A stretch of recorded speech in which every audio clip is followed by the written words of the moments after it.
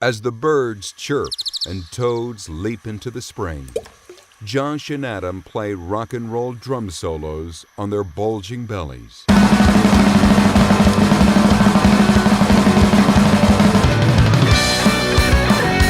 Go! Boom! All right, I'm doing it. Josh! Hey, Josh. Are we starting? All right, let's restart. Josh! Hey, Josh. Welcome. Ooh. Welcome, friends, to Engineer vs. Designer. The podcast. You heard right, folks. Engineer versus Flippin' Designer. It's back. It's sort of back. I mean, I guess it's kind of back. But my name is Adam. I design stuff. I write about stuff, or write about designing stuff, and I make software to design stuff. And I kind of teach people to design stuff. It's a lot of fun. And I'm Josh. I engineer stuff, write about engineering stuff at SolidSmack, and review engineering software stuff and hardware stuff and that kind of stuff. Yeah, it's all that kind of stuff. And if you have ideas, by the way, for this show that we are about to embark upon, please do send those ideas in via any of the normal methods of communication. Please do that, please. Adam, who are we talking to this week? This week, Josh Mings, we are talking with the great and venerable Didi Malkosh, and I am ashamed to say, my friend, that we got to admit it. We actually recorded this probably 2 months ago. It was crazy, and it's sad. I mean, it's not that sad. I mean, there is a new baby since then, and a lot of other stuff. True. A lot of other stuff. Congratulations, Adam! Thank you. Once again, Josh he's done is it, folks. running an orphanage in his house. It's just also pretty crazy. Thank you. And anyway, excuses aside, we are super grateful for her time and for teaching us about CLO 3D, the CAD tool for soft goods. We're going to talk Super about. grateful, and we can't wait to design me some spandex belly girders in that there CLO 3D. It's going to be huge. Spandex belly girders. It's a big deal. Here we go. Right. Well. So today we are talking with the great and powerful Didi Malkosh of Adidas fame. She's calling in from Germany, I believe in Berlin. Is that right, Didi? Wow. Oh, dude, that's totally off. Really? No. Oh yeah, no, like 4 hours away. Oh crap! I got it way wrong. Where are you? It's like She's in the middle LA. of nowhere. Middle of nowhere? I'm in Malibu right now. No, it's like literally in the middle of nowhere. It's an area called Herzogenaurach. Huh. Oh, it's now. Yeah. You know. Yeah, right. Last time I was there, and by the way, you I know that means you speak German, you speak English. I think you also speak Arabic as well. Is that all? Just those three? It's kind of lame. Crazy. Yeah, just those three, and I can read and write Circassian, but I can't speak the language. Seems like you could try a little harder at life, Didi. Yeah. I know, right? I'm failing. Just make an effort, you know? Am I failing? Oh, okay. So Didi has worked around architecture and design fields for, I think, almost a decade now. You spent a year as a QA engineer for the Foundry, and the past 2 years you've been working with 3D apparel design tools at Adidas. So here's the thing. In addition to being generally badass, we especially wanted to get Didi on the show because until very recently, it's been pretty much impossible to use 3D tools to design soft goods like apparel. And usually when people ask me about how to do 3D stuff for apparel, I say just don't bother. Because, I mean, mechanical CAD tools, of course, you just can't do it. That's just not possible. But then, even if you want to use tools like the DCC apps like Moto Maya, 3D Studio Max, that kind of thing, yeah, you can do it, but it's kind of a waste of effort. You don't really get much out of that work.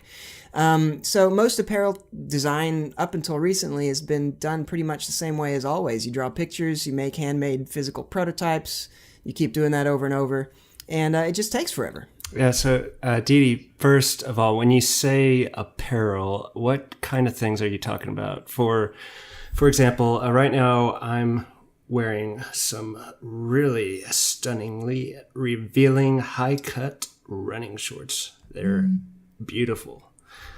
And would you say those count as apparel or intimate wear? Well, You're trying to get that picture out of your head, aren't you? Not really. I was actually going to ask for a picture because, I mean, I have to see it to believe it. We'll work on that. It depends, like, on how stunning it is on a scale from 1 to Pharrell's hat. Um, I'd say anything that would be apparel, even if it's a... Right. So apparel is anything that's not shoes or a backpack or anything. You know, it's like if it doesn't have Yeah, another yeah. name, then it's called apparel. Yeah, I mean, some people will categorize it differently, but it's still a product that belongs to apparel. Okay, cool. So, I mean, so to be clear, soft goods, when we talk about soft goods in general, that can be a lot of different things. That can include things Yeah.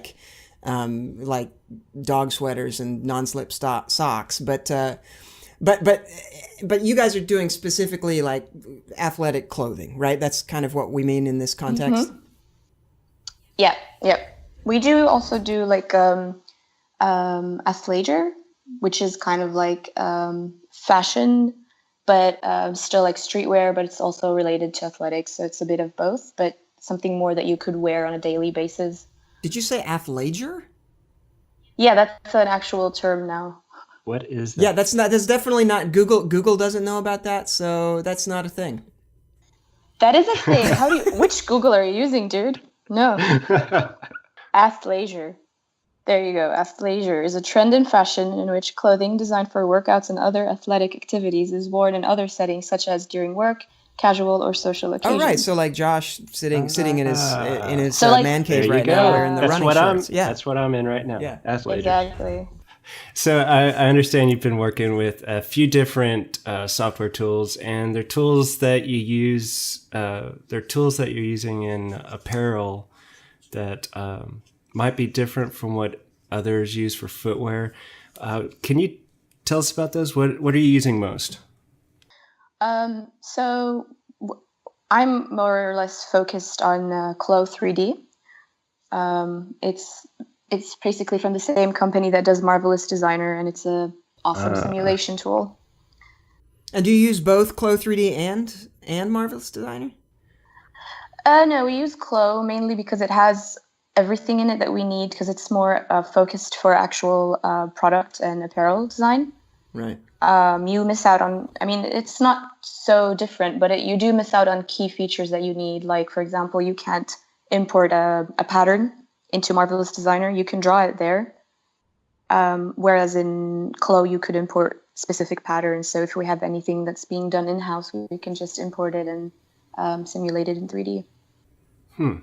Right. So I actually emailed the Marvelous Designer / CLO 3D folks. I think they're based in Korea. Is that right, Didi? Yeah. Yeah. So we emailed them and asked them about some details and just kind of pick those apart, because obviously we're not domain experts in this area.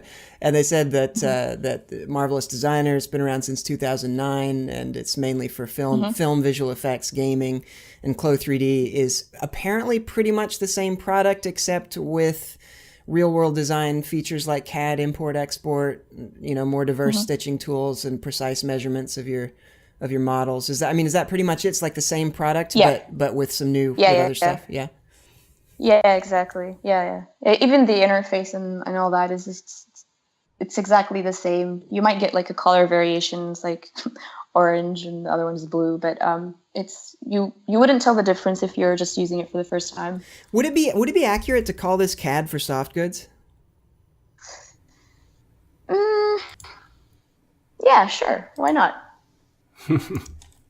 So with that, what other tools are you using? Anything else? Well, obviously we use like Modo for renderings. Everybody runs on so many different softwares, but these are the two that I focus on. So you mean, when you say everybody, you mean like each designer has his own cadre of tools that he kind of pulls from, he or she, but Yeah, in-house, like the technical people who actually use computer aided designs or 3D more or less. So like we have people using Rhino, we have people using there's another simulation tool for apparel that's been around for a while called VStitcher, and they have also something similar to I don't know, like let's say like colorway from Modo, they have something else called Lotta. Then there's OptiText, so it's like really everybody's on so many different softwares, and we kind of try to encourage, fiddling around with different tools and seeing what works best for the workflow. And so do you guys each sort of, I get the impression from previous conversations you and I have had that maybe you have sort of a technical director kind of role where you do a lot of more technical kind of work, and then there are designers who are trying to design products, and maybe you kind of work together with them? Yeah. We basically help the designers get set up. So anything from training to actually creating a library for them, giving them one-on-ones, and if they run into any issues, we basically sit with them also and try to help them out. It's a bit of a challenge, yeah. And do most of the designers work mostly in 2D apps, or are there many of them that work in 3D at all? In apparel, it's been catching up a lot this season or this year. But still, like most people are still doing 2D, I'd have to say. Our football department is heavy in 3D. Actually, they're the most advanced group, I'd say. Real football, mind you, not with the pointy ball, with the round ball. Yeah, the real one. So somebody's got to be listening to this podcast right now, interested in designing some garments, some soft good products. And they're really interested in what you're saying about these two softwares, Marvelous Designer and CLO 3D. Should they try it? Should they try one or the other, or is it something that takes a lot of training, a lot of custom development and hand holding? What do you think? For shizzle. All right. It's no, honestly, it's like one of the easiest softwares out there, whether you're coming from a 3D background or a completely 2D and old school. Wait a minute, are you a salesperson? Are you trying to sell me this secretly. product? It sounds like it. Actually, I'm just such a believer in their tool. Honestly, it's just amazing. Like, I mean, as you mentioned, like I studied architecture, so I know patterns in terms of shape, but I don't actually know how to create a garment or anything. And I never really liked to draw or had the patience to sit and sketch or sew things even. And when I tried Marvelous Designer, honestly, there were no like tutorials out there yet or anything. It literally took me a day to put out stuff, and I was just exploring with the tool. So it's pretty intuitive. And if you actually come from a traditional background, it's even a lot better, because you can actually go in there and you understand what the tool does. Maybe this is a fun story, but basically that's how they set up the team. So it's a very small team. I can't remember, maybe 50 or 70 people. And it's just like split half designers and half developers. So every developer has a counterpart from a fashion design industry. So they actually watch them, how they work, and they understand how they do things. And that's how they actually built the tools. So it's really intuitive. That's really cool. So, I mean, and you're working, when you watch the videos of this thing, and I've watched a few, it looks really intuitive and straightforward. It's always hard to tell from demos whether that's really true or if it's just demo magic, but it looks impressive. Now, you're always working on a sort of a mannequin. Is it possible to import a different kind of like say you're designing, instead of a shirt, say you're designing a dog shirt. Can you import a dog to use? I knew we were going there. Yeah, or you know, a turtle hat. I'm basically working on hats for turtles right now. Turtle hat. I have an ergonomic scan, 3D scan of a tortoise, and I want to design a knit hat for it. Can I do that in CLO 3D? I'm not sure if I should be impressed or concerned right now, but concerned. Yeah, the best part about it is that you could literally import anything. You could create bags, you could create apparel, you could simulate car seats, you could simulate shoe uppers, and that's the beauty of it. You could bring in anything as an avatar, any object that you have. That's cool. So if you're doing a motorcycle cover. You could import the motorcycle and then kind of design around that and drape the fabric. That is really cool. Oh yeah, yep, yeah, it's insane. It's just I don't know, because I've tried a bunch of different simulation softwares out there and I haven't seen anything like it so far. And it's just crazy. And like, even when I don't know, like because I've been using it for quite some time now, but every single update that they get for like different builds and all, it's just amazing. The features that they bring in, it's just fabulous. Would you say it's marvelous? Well, kind of, yeah. It's definitely marvelous for a designer. Puns, love it. You have an amazing, super cool job. Can you tell us what's some of the cooler? What's a cool story that you have? Maybe something you got to work on, or I think, let's see. Well, for me, the coolest thing is we tried to. I mean, when you're working in the 3D file, basically you have everything in there. So you guys know like what a bill of material is, probably, or of course, yeah. No. Yeah. So yeah, basically it's like it wasn't really built to put out like a tech pack from CLO. But I just found it really amazing that at one point we were trying to like see if we could just use the 3D file as it is to actually build a garment without having to do a 2D tech pack or redo the work in 2D again and send off the information. And it was just, with all the limitations that it had, it was still possible. Wait, so I essentially, just thought that was freaking cool.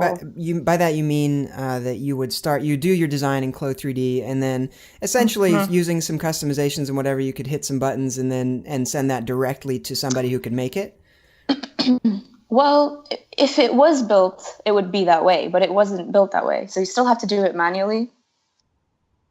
Just to clarify, we don't get anything custom made specifically from CLO. We do help them to shape the software for the industry in general.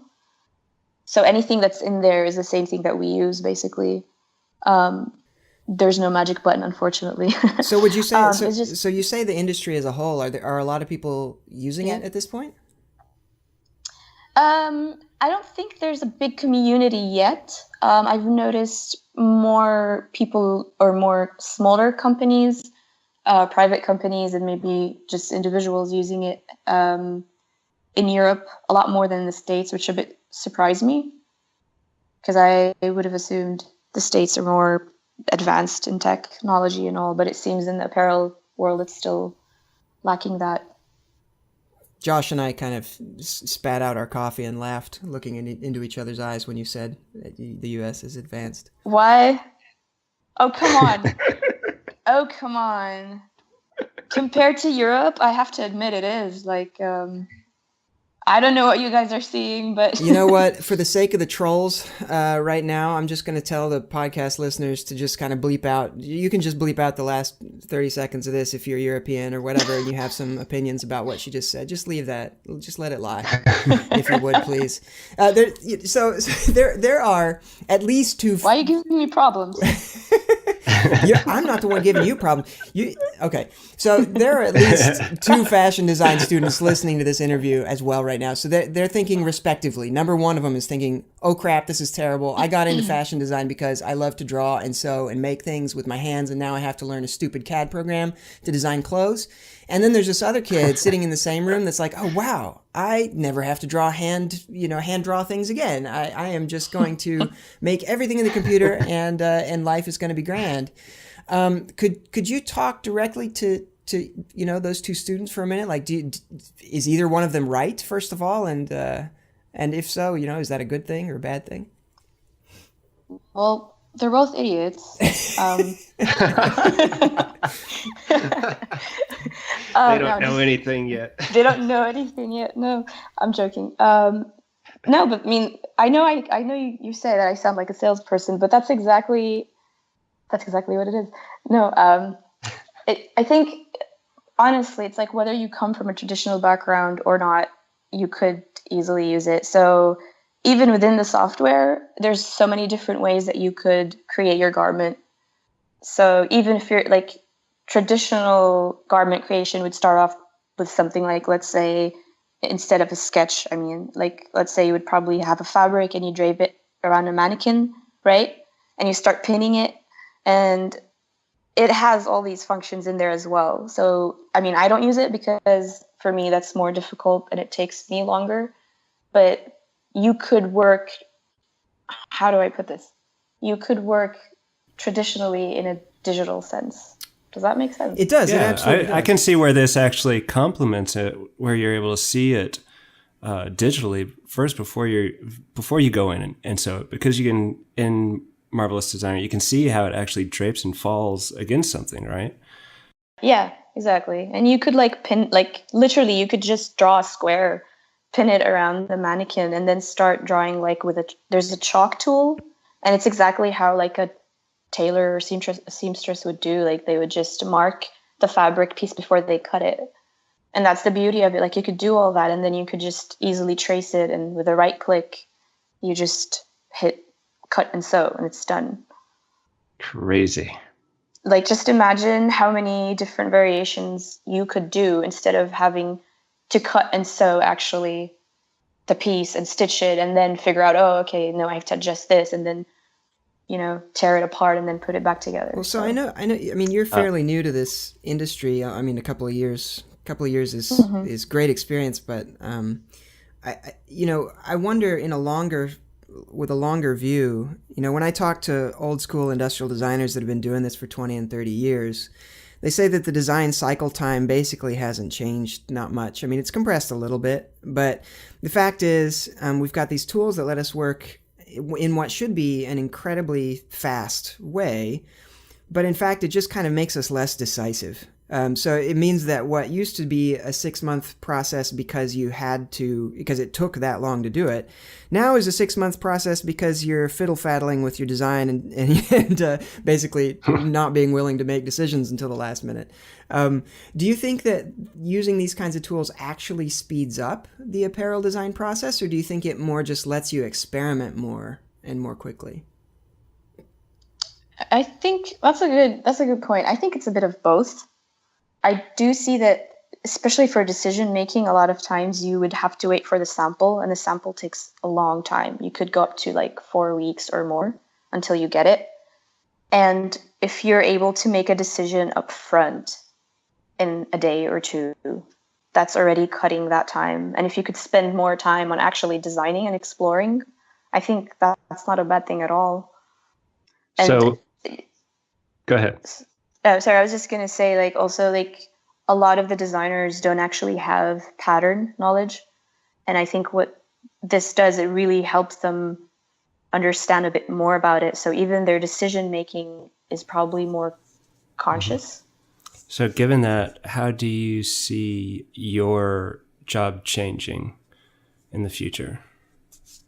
I'm slightly worried. I am, because like right now it's like I have to work, like I'm like everywhere right now, right? So I kind of work between two worlds, so between design and IT.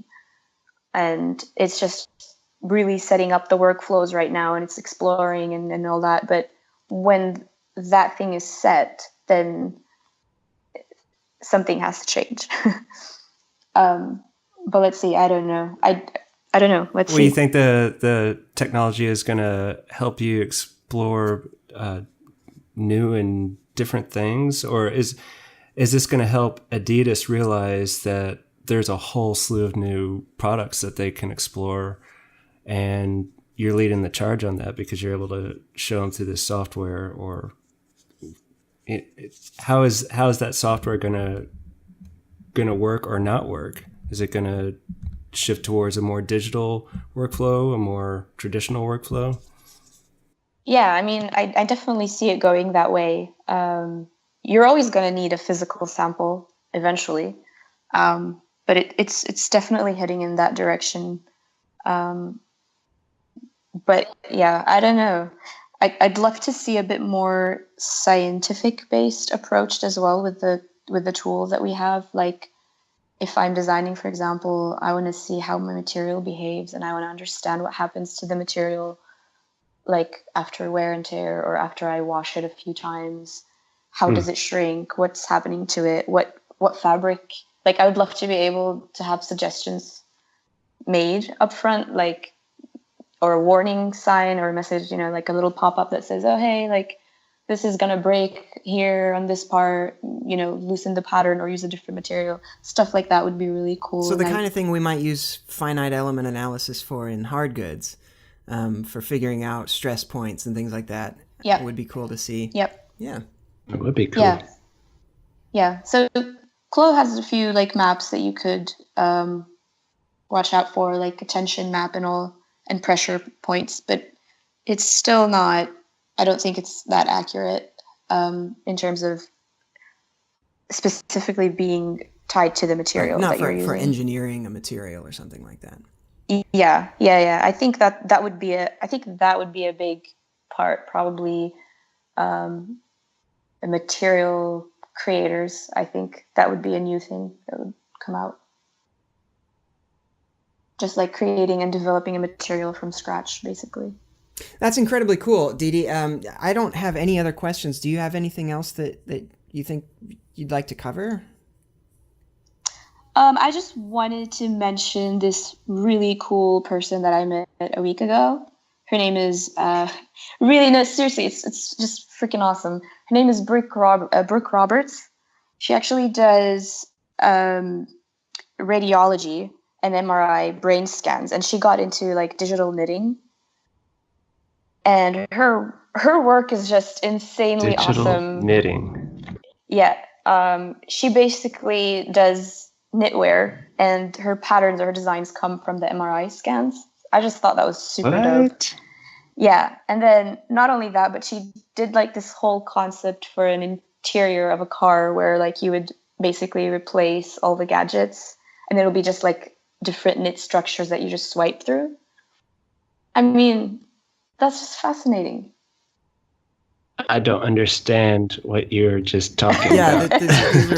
You're too old. We're too, yeah. I'm too old. So so is it like a sort of procedurally created knit pattern that she then, is she using a machine to generate the knit, or is she still doing it by hand?